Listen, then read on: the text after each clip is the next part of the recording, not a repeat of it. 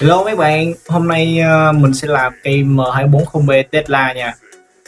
Như đã nói thì cái này thuộc dạng gọi là siêu phẩm của dòng R rồi. Siêu phẩm rồi. Mới vô máy hơi lắc, hơi giọt. Ôi, ôi, ôi, ôi, ôi. A-Site. Ôi giời. Ôi giời, ôi giời, ôi giời, ôi giời. Ôi nhồi ơi. Ôi nhồi ơi. Chơi với tôi. Ôi nhồi ơi. Chơi mà không cho tôi bắn. Ôi trời ơi, ôi trời ơi, ôi trời ơi, ôi trời ơi, 4K, trời ơi trời, lầy quá men, lầy quá. Thì như cái tiêu đề mình nói thì cây này là full armor bên nói chung là full đạn bên đột kích Mỹ á, 270 trên 1080 viên, một số lượng đạn bắn không hết, thiệt, bắn đâu có hết đâu, cây từ đầu tới cuối luôn á, rồi bắn không ba cây dao được à. Cha tụi bay nói chung cây này là đam chắc theo mình nghĩ là đam độ ổn định tốc độ ra đạn, nói chung cây MG này là quá đỉnh luôn mấy bạn, đáng đồng tiền mấy gạo để quay á. Mà tí có một cái bên đột kích Mỹ của mình quay hơi khó một xíu. Cái đậu xanh mày, anh đã làm gì sao mày được anh, tao đấm cái bàn nè.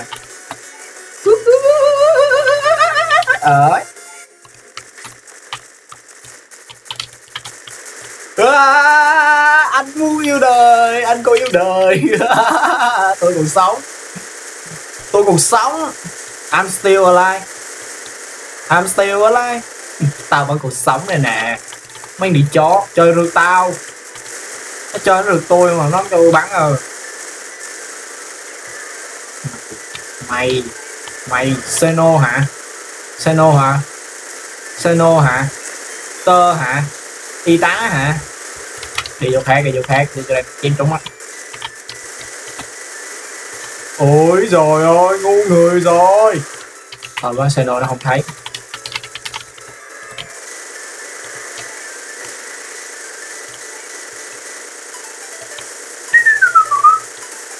Mày đi chết mày đi.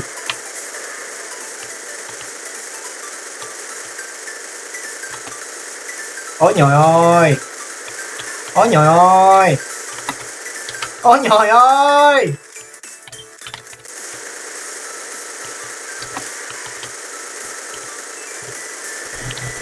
ôi nhồi ơi,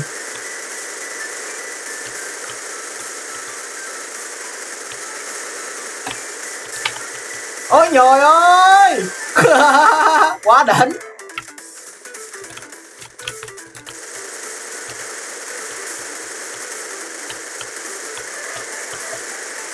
Ôi nhồi ơi.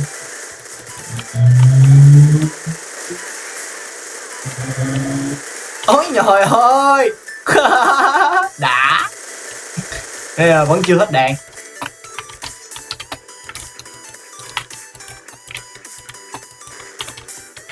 Vẫn biết.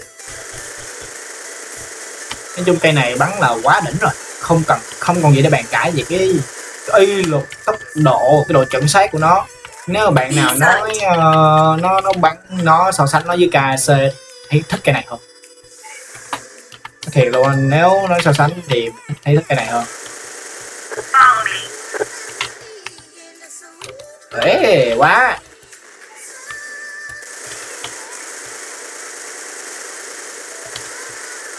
Bạn tơ lầy lắm nha, bạn tơ định giết tôi, bạn tơ rất là lầy nha.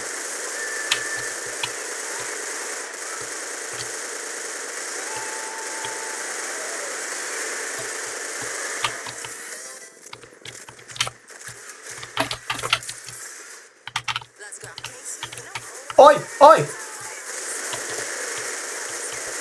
ôi, tính làm gì tôi vậy? À đủ, à đủ, à đủ, à đủ.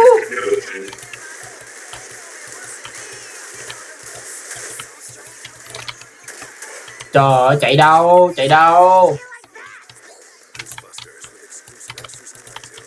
chạy đâu. Ôi trời ơi, bị gớt kìa. Anh em zombie mà tấn công liên tiếp là tụi nó chết à.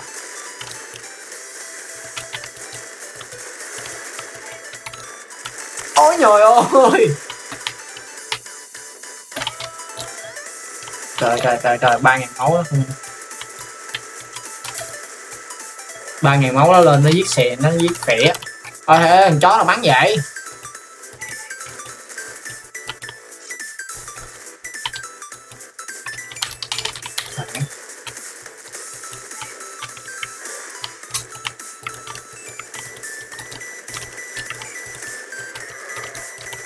Đơm ơ, tụi mày thủ dâm đông quá sao anh lên. Tơ gà quá. Ôi trời ơi, ôi trời ơi. Ôi trời ơi, đó, vô. Tơ gà quá mà. À, tơ gà quá sao giết được tụi nó.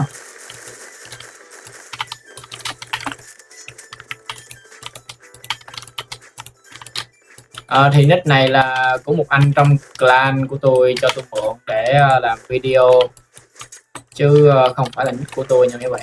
Nick của tôi là Yikio, nick này là Yi Lucifer. Sao không là Yi Lucifer ta? Tại sao là Yi Lucifer ha? Vấn đề này tôi chưa hỏi ảnh nè. Trời bơm tới. Má nó còn G nữa. Nhảy điệu lambada hả? Ôi ôi ôi. Ôi rồi ôi.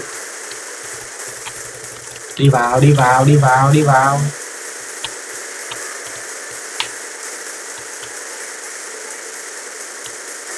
Các bạn thấy cái đội hình MG thủ giá không? Shit. What the hell man?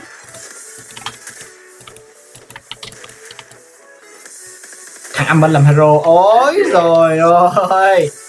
Đậu xanh. Quá. Lên.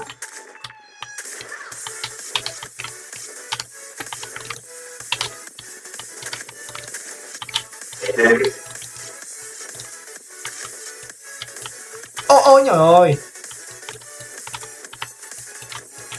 Có đi ra thì đi ra đi. Ôi thằng bên đó còn nó đó luôn á hả? Lầy quá. Hello mấy bạn nha. Room này hết á, mình giờ mình chuyển qua room khác mình chơi nè. Đi săn. Giờ là mình đi săn luôn nha. Không có thủ nữa. Thủ cái ghét thủ có nhiều bạn kêu mình thủ dâm. Kêu cầm X6 RBK thủ dâm. X6 RBK chứ là dơm lên nhiều cũng chết vậy. Chứ đâu có cần nhất thiết kìa mấy bạn, nhiều RBK VIP là mấy bạn không chết đâu. Không đi theo anh à. Oh shit. Pha nó đáng lẽ lấy lộn nhưng mà tôi không thích. Cầm này tôi bắn à. Ôi thằng lầy này đi bố à. Thằng lầy này đây đây bên kia hả?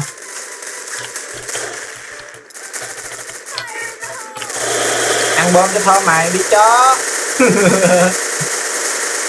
Chết bàn đi.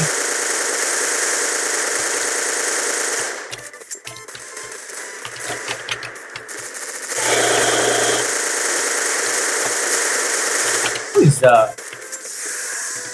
tôi biết nghe nó hồi sinh vào đây. Ôi giời. Hồi sinh mà cứ lao thẳng ra thế này thì chết. Xeno cứ thế này thì chết. Bỏ bu mà chưa con. Bố mày bắn chết bà mày.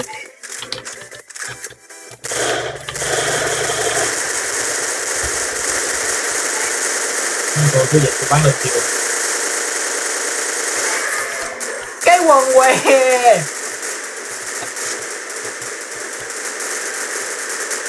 Ô cái thằng này bắn tao luôn à. Ô lầy thế. Mấy bạn bà đấy bắn lầy thế.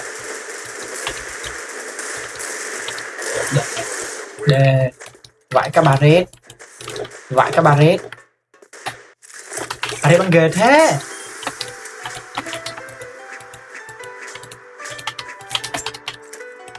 Barret nè, này thì Barret, này thì Barret. 270 trong 1080 viên cho một bắn quá đỉnh rồi. Bắn tới sáng cũng không hết nữa. Ôi nhờ ơi, ôi nhờ ơi, quăng chơi bơm thấy chạy à, mày chạy à, ôi chơi bơm quay. Ôi nhờ ơi, cái sọt cái chơi rồi.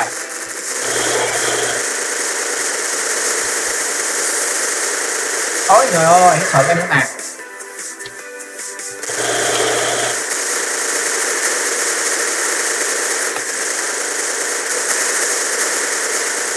Thích bà còn đi.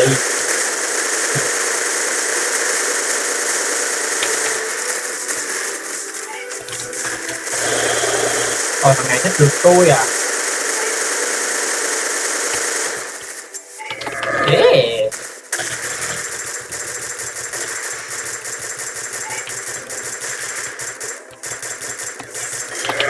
Đè, đông quá, tôi lách không được. Tôi đâu phải cầu thủ lách đi. Cái địch mẹ bộ mày. Về luôn. Bắn gì sao sống? Tao không lên á, tao lầy rồi, tao không lên á.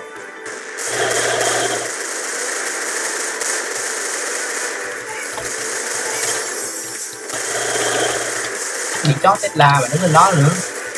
Tao không lên mày làm gì tao? Ôi thủ dâm lấy kêu kìa. Thủ dâm ăn kêu kìa. Thủ dâm ăn kêu. Lòi ra. Mày lòi ra lần nữa. Thủ dâm ăn kêu. Ôi trời ơi, ôi trời ơi, ôi trời ơi, ôi trời ơi, ôi trời ơi. Đường tương nè.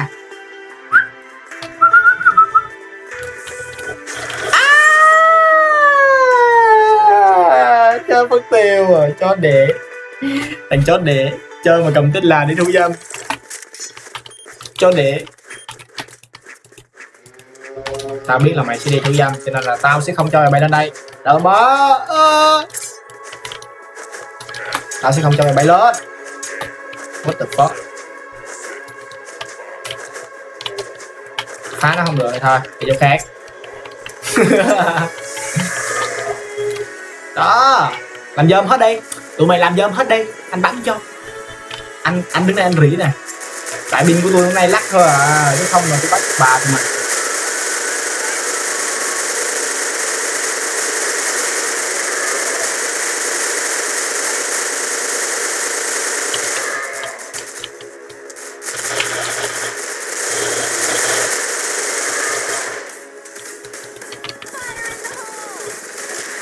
Thơm không?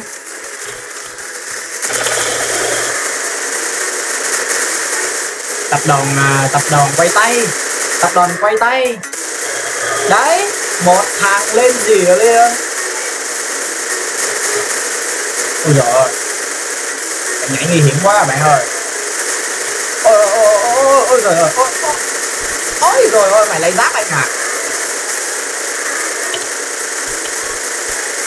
Ôi giời ơi, ôi giời ơi, ôi giời ơi, vỡ mồm tôi rồi. Nhưng mà tụi nó thủ đông quá. Đó, thủ nữa đi. Lên nữa tôi không qua thủ đó, tụi nó đâu. Tụi này nó lầy quá.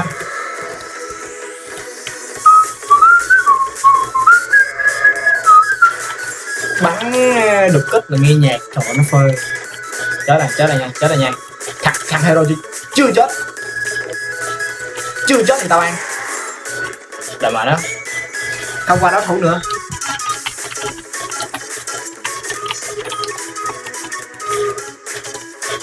Cái rung này nguy hiểm quá.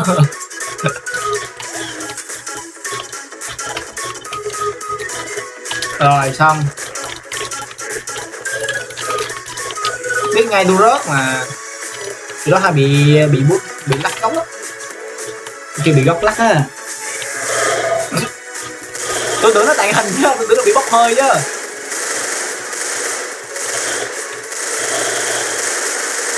Hero body cho em đi đò đúng không? Body này thì body này, này thì body này, này thì body này. Mày Mr. 9 game à, Mr. 9 game à, mày clan tao này, mày hero body nữa à, lại là mày à, lại là mày nữa à. Này thì Mr. 9 game này.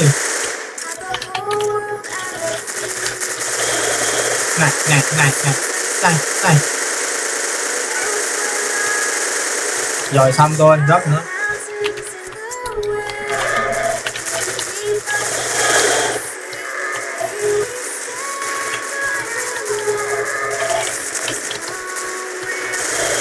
Tơ này làm ăn tệ thì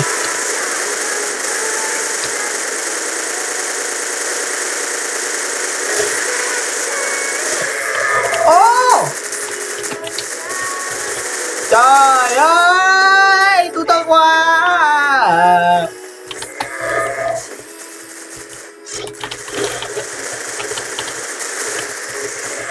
Để tìm bi có gì sai. Mẹ nói cho mạng chó đẻ, hôm nay tự nhiên sao lắc gì vậy.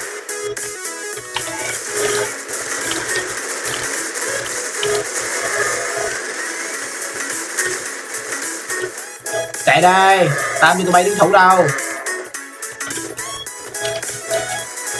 Không qua đâu. Ô cái gì thế này.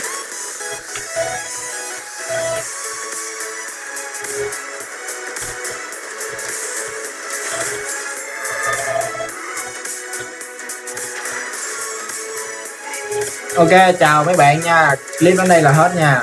Tại đăng dung lượng ít, đăng lên cho nó có cho nó nhẹ. Gặp lại các bạn sau nha. Xem clip mình nhớ nhấn like, subscribe, share kênh mình nha. Thank you mấy bạn.